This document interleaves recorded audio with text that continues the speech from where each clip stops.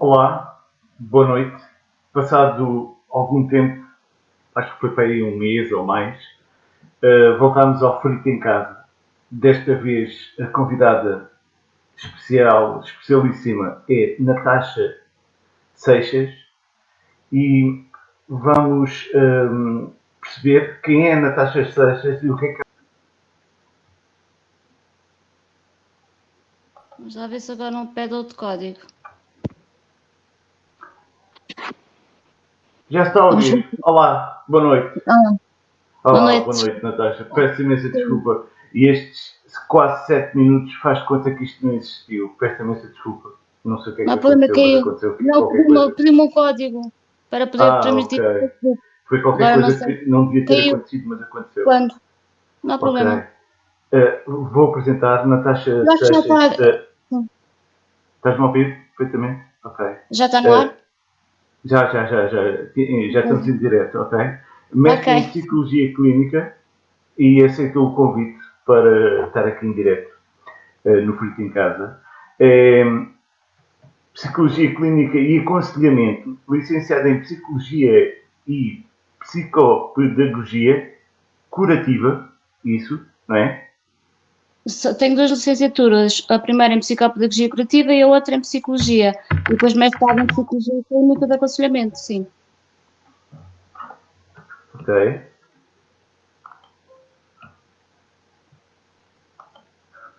Oi? Sim, sim. Estou a ouvir. Isso, Estou a é para ouvir. continuar? Muito bem. Continua, Também continua. tem a apresentação, pós-graduação em consulta psicológica e psicoterapia. Sim, Tenho também curso de hipnose sim. científica e iroxiniana, PNL, Programação Neurolinguística e Psico-Oncologia e por aí fora. Acho que já chega. Ok. Isso, hipnose é algo que, pelo menos a mim, me mete algum respeito, digamos assim. Consegues fazer hipnose com toda a gente? Desculpa estar a tratar por tu, porque nós Não há problema. somos amigos do Facebook, mas não somos amigos pessoais, nem pouco mais ou menos. Desculpa estar a tratar por tu. Não há Uh, problema. se achares que há algum problema, voltas à doutora e ao Luís. Mas é algo que a mim não me mete confusão, mas se a ti que fizeres Sim, confusão, sim. ok? Consegues fazer hipnose com toda a gente? É fácil fazer É hipnose? assim, a hipnose não é hipnose de palco, não é hipnose para andar a fazer espetáculo, a hipnose é para Sim, tratar pessoas. E a certo. hipnose não é o que as pessoas pensam, que vou colocar uma pessoa a dormir e a pessoa fica ali a dormir e faz isto e faz aquilo, e faz de cão, e faz de gato, e faz de burro. Não. A hipnose é um estado alterado da consciência em que eu utilizo apenas em estados de pânico, em estados mais complexos, para Uhum, a pessoa, a anorexia também, são estados em que a pessoa tem muita dificuldade em aderir ao tratamento, uhum. e então eu utilizo, juntamente com a programação neurolinguística, para que a pessoa tenha um estado alterado da consciência e nós consigamos atingir resultados mais rápidos e no seu inconsciente tentar com que a pessoa absorva mais rapidamente a informação Ok. e nos tenha adesão ao tratamento mais facilmente Uhum. e, nos casos, para que consiga respostas mais rápidas também a nível dos ataques de pânico. Ok. Ou seja, é mais virado nesse sentido, para os ataques de pânico, é isso? Eu utilizo mais nesse sentido. Ok, ok. E diz-me uma coisa, que quem recorre a ti já está num estado, digamos assim, avançado em termos mentais, é isso? Não necessariamente. Tem que ser, eu sempre ouvi dizer que tem que ser a própria pessoa a procurar ajuda. Estou correto? Exato. Não. Exato, sim. A pessoa tem que procurar ajuda, caso contrário, a pessoa não será ajudada porque não quer. A Ok, pessoa tem que ter vontade de ser ajudada. certo. Ah, em casos, eu tive muitos anos com doenças terminais, aí é diferente, a Uhum, acompanhar os terminais e os seus familiares, daí uhum, ter psicologia desde muito cedo. uhum. Eu posso dizer que fui atirada aos tubarões desde muito cedo. O meu percurso é foi complicado no início, Uhum. porque uma pessoa que ainda é jovem e ser atirada assim de repente para pessoas, digamos que têm um quadro clínico muito complexo, para o Hospital Miguel Lombardo, na altura ainda não tinha fechado, foi fechado passado 1 ou 2 anos, e logo com doentes com 30 anos de internamento é muito complicado, com Claro. doentes esquizofrénicos, doentes que mataram os familiares, foi muito complicado adaptar-me a essa realidade, porque nós estávamos inseridos num curso e de repente somos integrados numa realidade totalmente à parte, uma realidade ilusória, imaginária dos próprios doentes, que não são a nossa, e levar com essa realidade assim chocante logo de início é sim senhor um trabalho para a vida e que nos dá um grande alicerce para continuar, mas foi difícil adaptar, Claro. nós pensávamos em todas as doenças e mais algumas, passamos por esse processo também. Claro. A nível do cancro, doentes terminais, também é difícil ver pessoas a morrer. Eu recordo do Claro. primeiro doente, até tenho uma entrevista na televisão que as pessoas podem ver, está no YouTube, em que o primeiro doente que estava a morrer, foi logo o meu primeiro doente, no Hospital dos Capuchos, que me disse, agarrou-se à minha bata e disse, venha comigo. E eu, sem saber o que é que estava a passar, nunca tinha visto ninguém morrer, e diz-me, eu só respondo, vou consigo. E ele, sim, venha comigo, de repente vejo os olhos dele cravados no ar, e disse que estava a sentir a alma a sair do corpo. Eu nunca acreditava nessas coisas e passei a acreditar a partir do momento que não foi o único que me disse isso, quando estava a morrer. Portanto, e olhou para cima e morreu com os olhos cravados no teto. Eu fiquei aterrorizada na primeira vez, depois acaba por ser um hábito, já não me fazia confusão e eu própria não faço esses olhos, porque é normal. Mas É um normal. bocado assusta um bocado. Não, Natasha, é diz-me normal. só uma coisa. Por defeito profissional, analisas na rua o dia a dia as pessoas em termos de comportamento? Não percebi. Eu estou a dizer, se por defeito, entre aspas, profissional, analisas na rua o dia a dia, vamos imaginar que vais num transporte público ou algo assim, ou estás num café ou uma coisa qualquer, analisas o comportamento das pessoas. É assim, não necessariamente um psicólogo é uma pessoa normal, em que também tem que viver o dia a dia, não pode estar Certo? obcecado a analisar comportamentos e atitudes dos outros. Sim. É claro que eu já estou numa realidade numa realidade sempre de analisar e sem querer às vezes acabo por analisar. Mas, por exemplo, os psicólogos odeiam que lhe digam, principalmente os familiares digam, quando um psicólogo também tem os seus momentos menos bons e também tem que ter o seu espaço, e às vezes nós dizemos, eu também estou um pouco saturada, deixa-me um pouco estar no meu espaço, e dizem, tu és psicóloga, nós temos que carregar com o lixo todo, não pode ser, nós também Lógico. temos que ter espaço, e nós psicólogos atestamos que nos digam isso a toda a hora, tu és psicóloga, está bem, eu sou psicóloga, mas sou gente, eu também tenho direito à vida, também tenho direito a estar com os meus problemas, e eu sou psicóloga, tenho problemas, tenho direito a estar em baixo, tenho direito também a ter estados depressivos e menos bons, como todas as Sim, pessoas. com toda a Os, gente. Lógico. os médicos também que atendem doentes com cancro também têm cancro. Os médicos que atendem doentes engripados também têm gripe. É a mesma coisa Exatamente. com o psicólogo. E as pessoas ficam Exatamente. chocadas. Não, tu também tens, não podes ter dias menos tristes e dias com menos depressivos. Claro que posso, não é? Claro que podemos. Nós somos psicólogos, mas atenção. Agora diz-me uma coisa. Tu também tens aqui uma área da parte do Reiki. Reiki? Sim, Estou a também. dizer correto? Estou a dizer certo? Sim, sou mestre. Reiki? Sim, fiz o último nível de Reiki, mestre de Reiki, mas não posso dizer que estou muito ligada ao Reiki, porque eu gosto, sim, já medito muito, mas a Sim. nível de Reiki também gosto, mas não tenho muito tempo para tudo, lá está. Ok. Não vou fazer tudo ao mesmo tempo. Quando tenho mais tempo, férias, sim. E quando estou mais cansada, porque também agora com o Covid posso dizer que eu hoje estou especialmente cansada, amanhã ainda vou dar consultas e o Reiki ajuda a acalmar, a colocar as energias, absorver energias mais menos as energias a estarmos mais calmos, vai. Eu não quero entrar neste campo das energias. Eu sou muito Sim, científica sim. e gosto muito de seguir o que há de científico na psicologia e atuo muito de forma científica. Ok. Diz-me uma coisa. Eu cito mais ou menos a nível do Facebook e das publicações que tu fazes e tu entras um pouco às vezes também em confrontos. Ou seja, expões as tuas ideias, o que Sim, leva depois as pessoas a entrarem em choques, em confrontos, principalmente por situações do dia a dia, principalmente coisas mediáticas, não é? Que passam nas televisões, e tu dás a tua opinião a nível profissional, não é?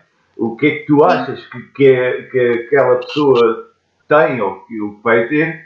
E eu convidei principalmente do tema dos surtos psicóticos, exato, que foi aquilo que eu penso que o nome dele seja André, né? Do Big Brother.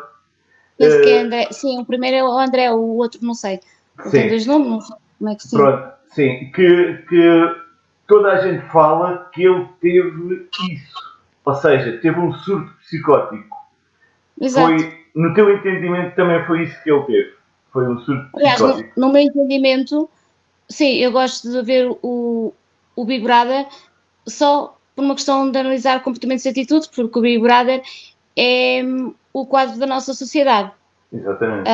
Eu quero acreditar que este Big Brother não seja a maioria do quadro da nossa sociedade. Eu gostava de acreditar, mas infelizmente é a maior parte da juventude e infelizmente penso que teremos ali grande partícula da nossa sociedade. E preocupa-me imenso porque foram três pessoas que saíram. O primeiro que disse que tinha, levava facadas nas costas, achei muito estranho. Eu penso, Uhum. não sei se era o Ruben, se foi o segundo, eu não sei como é que chamava o primeiro, Sim. se é o Ruben, eu não sei se é o Ruben o primeiro. Achei muito estranha aquela conversa. Não se pode atribuir Uhum. a comportamentos e atitudes e culpabilizar o outro pelos nossos comportamentos e atitudes. Só Certo. podemos responder pelos nossos comportamentos e atitudes e não Uhum. culpabilizar Uhum. o outro, tanto levar facadas nas costas. Eu penso que Claro. foi o princípio de um surto, mas depois não passaram cá para fora. Ok. O segundo, não sei o que é que aconteceu. O terceiro, que foi o André. Sim, o Sim. André já tinha problemas antes de me saltarem cá para fora. Eu já tinha feito uma análise e um dia depois, sim, o André sai. Após a minha análise feita, Sim, uh, eu vi essa análise, sim, eu vi. sim, a minha análise estava feita e realmente, Uhum. infelizmente, uh, foi o que aconteceu. Uhum. Não fico, fico sinceramente. Tu achas no teu entendimento, tu achas que aquilo foi para o que eles costumam dizer dar canal? Ou seja, Não, foi. meter alguém com problemas lá dentro para aquilo não correr, para aquilo correr menos bem? Se foi de muito mau gosto, porque é a saúde mental de uma pessoa.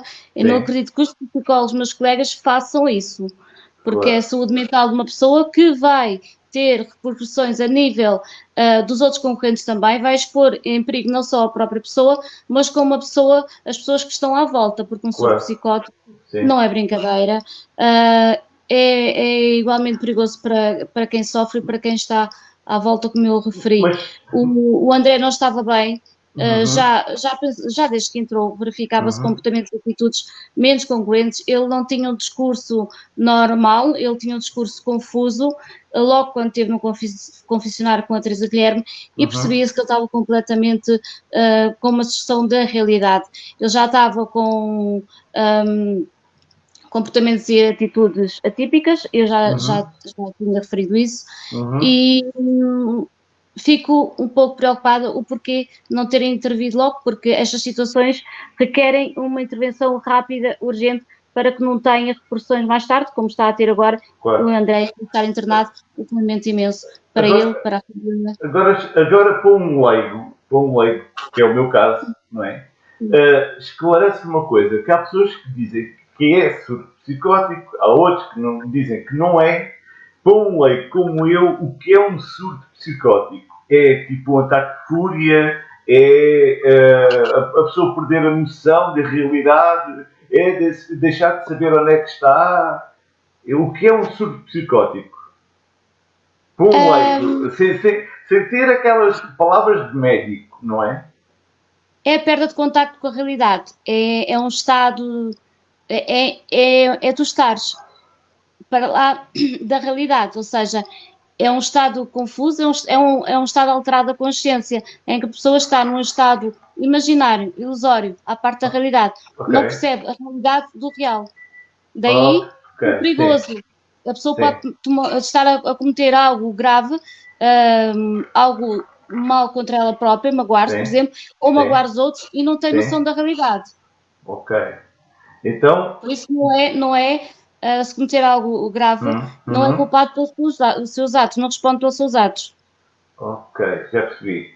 E com a tua experiência que tu tens, porque eu estive a ver e estive a analisar a tua página, tens uma página no Google, e estive a analisar, tens uma experiência vasta, pela tua experiência, é algo que é muito comum, ou seja, que aparece com muita frequência a nível hospitalar, por exemplo, o surto psicótico. Assim, alguém com esse síndrome? Está a ser mais comum agora, ou pelo menos é mais divulgado agora. As pessoas, o facto de estarem confinadas em casa e terem passado por esta quarentena e o que ainda estão a passar, tem sido mais comum agora. As pessoas entram num stress agudo com mais facilidade. E em casos de stress agudo, muito intenso, as pessoas têm tendência a entrar num surto psicótico, têm mais tendência a que estes surtos aconteçam. No entanto, é mais comum em adolescentes e mais comum também em quem abusa de drogas e fica num estado alucinatório ou então com delírios persecutórios. Persecutórios são delírios em que a pessoa pensa que está a ser perseguida. Alucinatório é quando a pessoa tem, normalmente é mais comum os delírios acústicos, em que a pessoa pensa que ouve vozes, ou então a nível visual, em que a pessoa vê coisas que nós não vemos. Ok. Mas diz-me uma coisa. Toda a gente fala na parte do confinamento e mais ou menos toda a gente sabe o que é o confinamento, o que é que levou ao confinamento, tudo mais alguma coisa. Umas pessoas conseguiram ultrapassar melhor o confinamento, outras pior. De que forma é que o confinamento afetou tanto a nível mental, porque nota-se um aumento brutal a nível da saúde mental das pessoas? Porque é assim, as pessoas de repente viram-se privadas de muita coisa. Foi algo inesperado. Tudo o que é inesperado é sair da sua zona de conforto. Tudo o que é sair da sua zona de conforto é novidade. Mas uma novidade em que ficam privadas. As pessoas veem-se confinadas a uma casa com a mesma pessoa dentro de casa, horas e horas. Há pessoas que dizem em tom de brincadeira, por exemplo, a mulher está em casa fechada com o homem e diz: eu já há tanto tempo não tinha uma conversa com o meu marido e descobri que afinal ele até é uma pessoa gentil. Portanto, isto é verdade, porque as pessoas já não estão habituadas, ou então dá-se o maior número de aumento de divórcios e tem tendência a aumentar depois que esta situação passar, porque uns descobrem que afinal a pessoa é gentil, a pessoa que está ao lado delas, e outros descobrem que a pessoa afinal que está ao lado delas é uma pessoa completamente diferente, porque as pessoas mudam. Ou então aumentou a natalidade também, não é? Ou então aumentam a natalidade. Ou então, com esta, o Covid-19 também, o que pedem é que as pessoas se afastem, nem sequer deem abraços, não é? Sim, ou então não. Sim. Podem usar este motivo para que não tenham que estar abraçadinhos e agarrados e não ao sexo que faz maravilhas às pessoas, não é? Faz parte das necessidades básicas, da pirâmide das necessidades básicas, e serve como algo de escapatório para quem não quer estar tanto tempo com a pessoa, porque estar tanto tempo com a pessoa leva ao desespero também quando há conflitos familiares e também a casos de suicídio. As pessoas fechadas em casa pensam muito e quem não tem a capacidade de filtrar as suas emoções a pessoa fica desesperada. Cria um hábito, e para criar esse hábito é preciso 21 dias. Quando a pessoa, uma vez criado esse hábito, houve novamente o desconfinamento, ou seja, a pessoa saiu do confinamento para ir trabalhar. A pessoa tem que se habituar novamente às novas regras. E para se habituar, há novamente mais um ciclo de 21 dias. Agora parece que está tudo a mudar novamente, o Covid vem aí novamente. Isto tudo mexe com a cabeça das pessoas. E o quadro depressivo tem tendência a aumentar. Também a economia não está bem, as pessoas perderam, muitas perderam o trabalho, e vai também mexer com as pessoas a nível económico. As pessoas têm menos possibilidades para fazer face às despesas. Tudo isto está enquadrado, e tudo isto faz com que o nível de ansiedade... Tu nunca deixaste, mesmo no confinamento, não deixaste de trabalhar, não é? Mesmo que continuaste a dar consultas... Até pelo contrário, os números de procura por psicólogos aumentaram, e as pessoas também têm mais consciência do fator psicólogo, afinal de ser preciso, e de não ser só para pessoas que estão em último grau de desespero, ou também são precisos para desenvolvimento pessoal, também são precisos para que a pessoa aprenda a lidar com ou uma pseudo-separação, ou também lidar com os filhos, ou muitas causas, N de causas. Ok.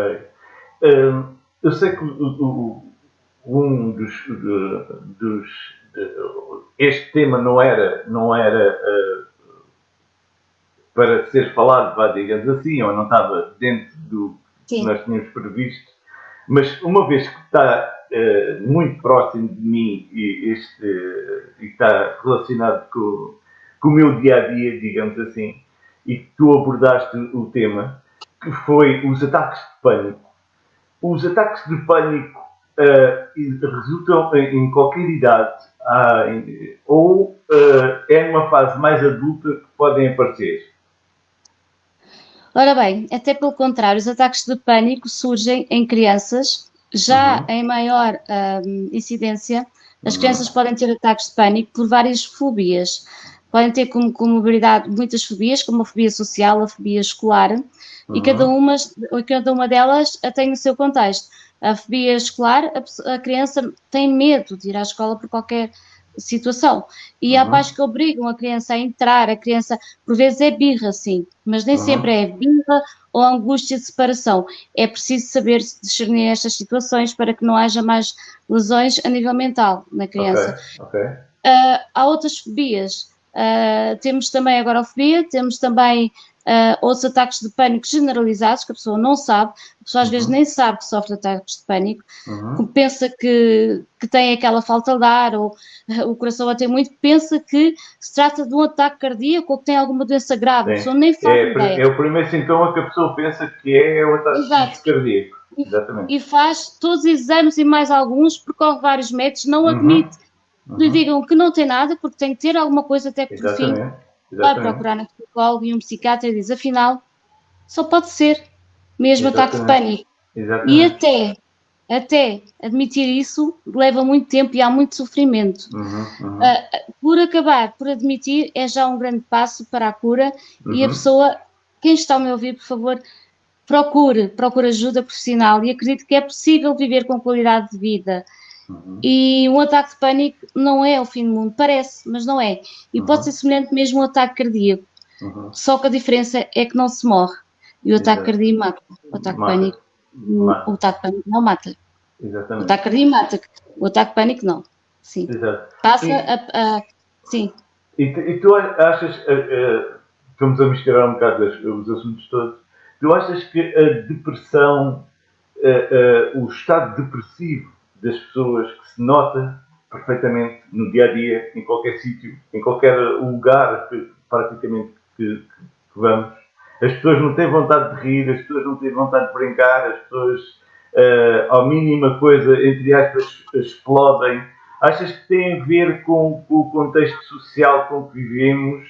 Achas que as coisas mudaram? Antigamente era de uma maneira, ou não se falava disso e havia depressões na mesma, e as pessoas andavam depressivas na mesma e tinham outro nome e eram dadas de outro nome, ou isso tem a ver com este contexto social que vivemos hoje em dia? os ataques de pânico sempre existiram em grande escala. Eu toda a minha vida atendi pessoas que em grande escala tinham ataques de pânico.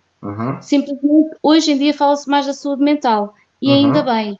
Porque antigamente quem ia ao psicólogo era para malucos. Eu atendia casos que não lembro a ninguém. Eu atendia casos, no meu próximo livro sairá casos completamente, eu penso, são estrondosos. Acho que é deliciante qualquer um ver, para que qualquer um também se projete e diga, afinal, eu não sou o único que sinto isto. Porque eu penso que passa pela cabeça de todos nós aqueles pensamentos, só que ninguém tem coragem de admiti-los. E então penso que vai desmistificar um pouco e as pessoas vão, um pouco, não muito, e as pessoas vão procurar cada vez mais ajuda e vão pensar, afinal, eu não sou assim, ou assado, ou o que as pessoas possam pensar, e vão procurar ajuda e vão se sentir melhores. Os ataques de pânico sempre existiram.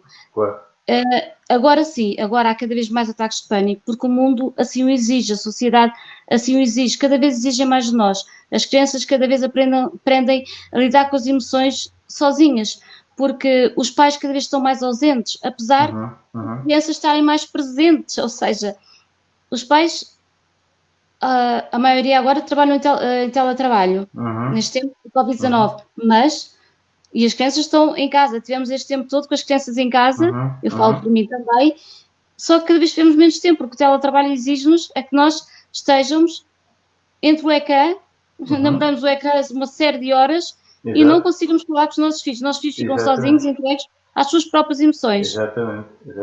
Sim, é verdade. As crianças estão a ter problemas a nível social porque não se podem aproximar. É tirada esta liberdade de aproximação dos afetos. Há uma... É muito triste ver que as crianças não podem brincar, abraçar, estar com uma máscara, não poder ver a expressão facial, não podem ver o sorriso. Exato, os afetos que a outra criança faz. O que é que a outra criança faz em relação à nossa expressão? O que nós dizemos, isso é preocupante, é muito preocupante. Se as crianças já tinham dificuldade em lidar com as emoções e é nestas alturas que elas aprendem a filtrar emoções, como é que vai ser daqui para a frente sem ver essas emoções? Claro. Ainda há outro, também é um distúrbio, eu não sei se quer cometer uma grande gafe, não é nada disto, mas que eu penso que seja um distúrbio mental também, que é o transtorno obsessivo. O TOC. Obsessivo compulsivo, sim. Uma perturbação TOC. Sim. Com esta pandemia ainda estou a sofrer ainda mais, não é? Porque com esta perturbação.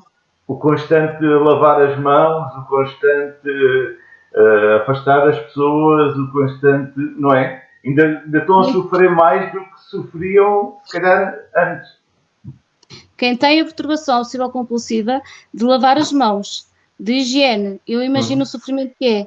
Se já corria para lavar as mãos X de vezes, imagina agora. Vai a um sítio, imagina as vezes que a pessoa vai ter que lavar as mãos com medo de ser contaminado. Claro.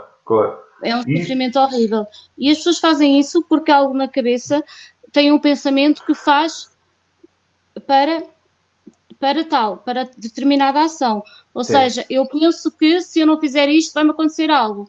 Então, se eu não fizer isto, eu vou ser contagiado por... Sim. Natasha, mas diz-me uma coisa. Ou seja, vamos pôr Portugal, não é? Portugal somos 10, vamos pôr números redondos, somos 10 milhões, não é?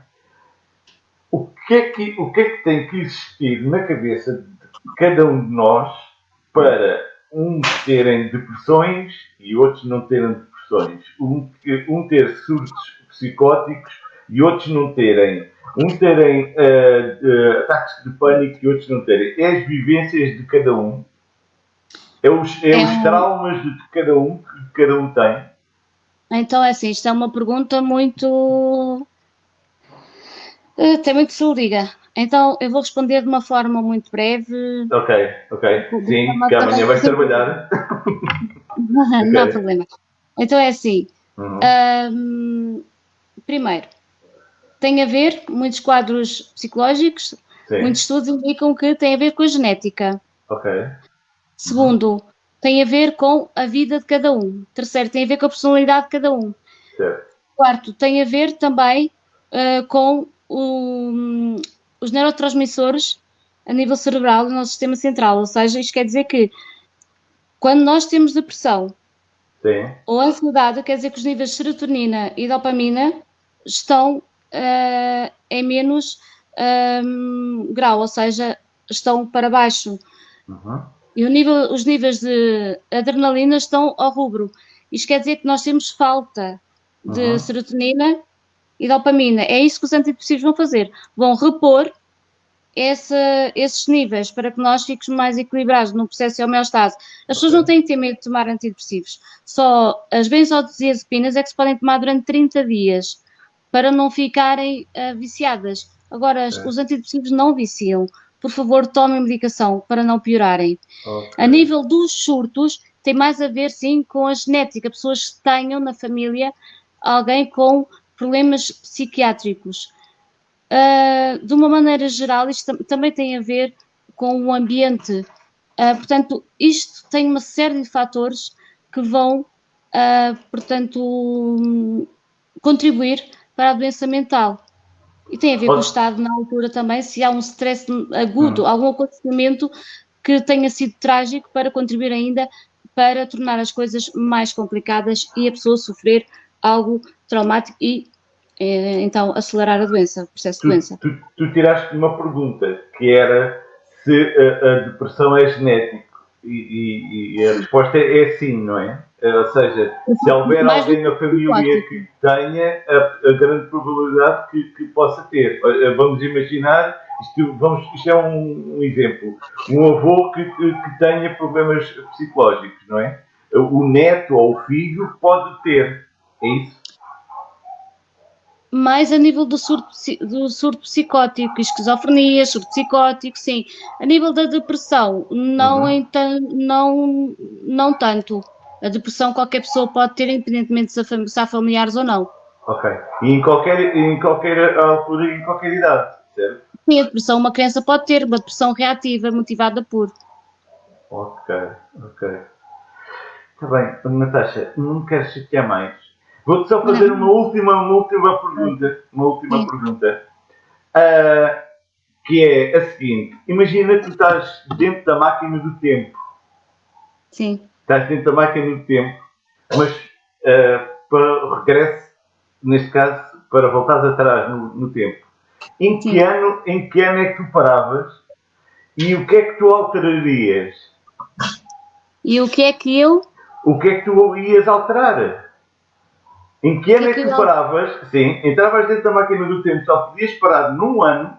E o que é que tu, nesse ano, o que é que ias alterar? Na tua vida, como é óbvio, não é? Na minha vida.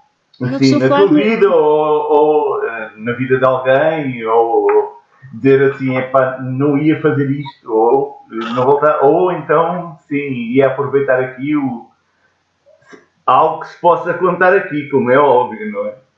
Olha, sim, posso falar. Gostava, não parava, gostava, no momento em que estou. Ou seja, entravas dentro da máquina e ficavas em 2020. Sim, não queria alterar nada, porque tudo o que eu passei na minha vida, mesmo os momentos menos bons, porque já foram também muitos. Claro, toda a gente tem, não é? Como é óbvio. Claro que sim, e eu agradeço todos os erros, porque foram com eles que eu aprendi. E as pessoas deviam de aprender com os erros, não se lamentem, agradeçam e vejam o que é que esse erro vos quer dizer, o que é que têm que aprender com eles e o que é que têm que fazer para não voltar a sofrer. Agora, aqueles momentos em que eu sofri, que não pude fazer nada, um acidente de automóvel ou uma cirurgia, ou sei lá. A vida já não era igual, não é? Ou seja, vamos imaginar, isto é um exemplo, não é? Se tivesse um exemplo de automóvel, a vida já não iria ser da mesma maneira, iria ter que ser alterada a partir daí já não era igual. Mas não vou falar disso aí. Aqui eu ficava neste momento e só queria que gostava de dar um alimento ao meu coração. Fico por aqui. Ok. Todos nós sim, temos direito. Claro, sim. Lógico. Eu não te conheço pessoalmente, mas a imagem que tu transmites à distância é uma imagem muito positiva e tens muita energia. E eu sei, e não vou dizer, como é óbvio, nós falámos em off, que não estás nos melhores dias. Quando estiveres nos melhores dias, então, imagino a energia positiva que tu transmites. Natasha, resta-me agradecer a tua presença. Eu espero que, e também peço desculpa pelo início, que foi assim um bocado atribulado, não foi dos melhores, mas peço imensa desculpa. E resta-me agradecer, e principalmente pelos conselhos úteis que tu passaste, que as pessoas têm muito estigma ainda da parte mental, de procurar ajuda, de o que é que os outros ficam a pensar, principalmente isso.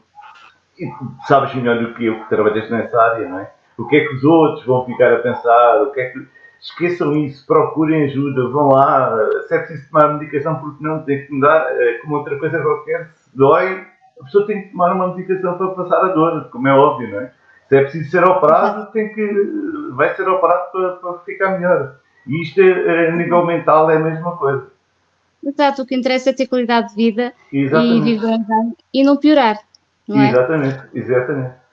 Resta-me Muito bem. agradecer e um beijinho enorme e continua a Obrigada. ser assim, da maneira como tu és. E bom trabalho amanhã e um excelente fim de semana para ti. E tudo bom. Obrigada para ti também, para todos os que nos estão a ver e um bom Tá? fim de semana. Obrigada, com licença. Beijinho. Obrigado. Beijinho. Tchau.